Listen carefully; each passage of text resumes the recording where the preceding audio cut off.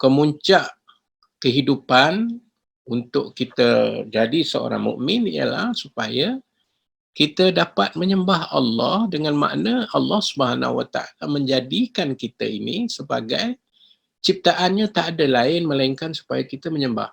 Dan sebab itulah kita diminta ulang ingatkan benda ini kerana kedudukan yang tertinggi di dalam hidup seseorang mukmin dan muslim itu ialah apabila dia menjadi hamba-hamba Allah. Hamba-hamba Allah itulah yang meletakkan kita menjadi naib presiden yang baik,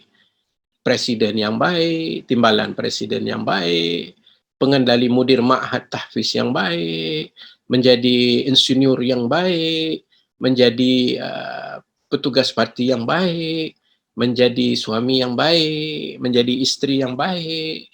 Kerana kebaikan itu selain daripada menjalankan tugas yang telah pun kita sedia maklum dan ketahui, ialah kita berada pada makam yang terbaik, iaitu makam hamba.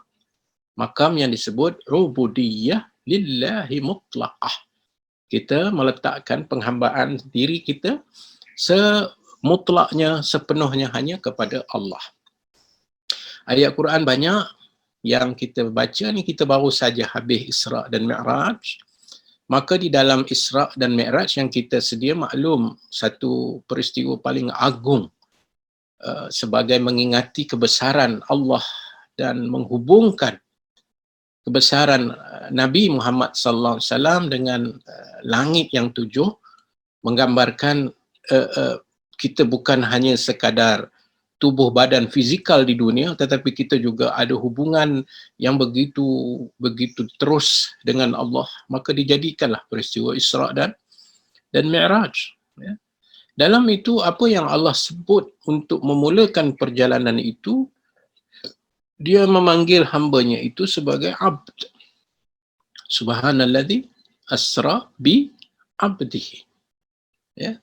Sungguhnya dialah yang menjalankan pada waktu malam hambanya. Dan di sini hambanya itu adalah Muhammad sallallahu alaihi wasallam. Tashrifan wa takriman li nabiyina Muhammad sallallahu alaihi wasallam.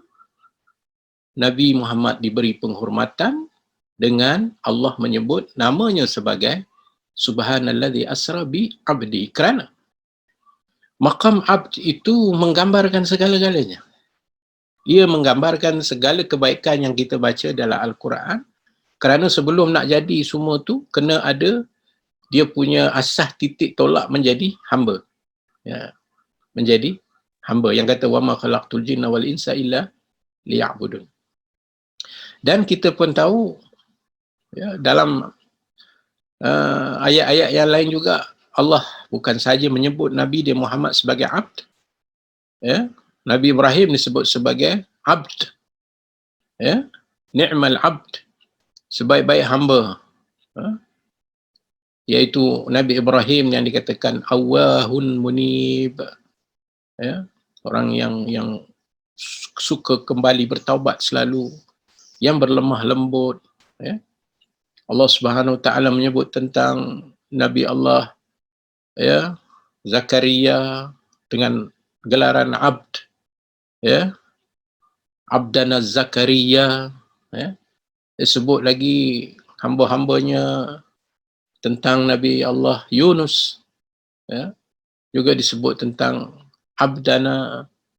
Jadi kalau itulah gelaran yang Allah berikan kepada semulia-mulia ciptaan di kalangan manusia bagi dia, maka seharusnya ia menjadi pengajaran kepada kita bahawa tidak ada maknanya kita berada di dalam apa posisi di dunia yang kita bangga-banggakan itu, jikalau gagal kita menjadi hambanya, dan kita nak menjadi hamba-hamba yang ni'mal abd, sebaik-baik hamba.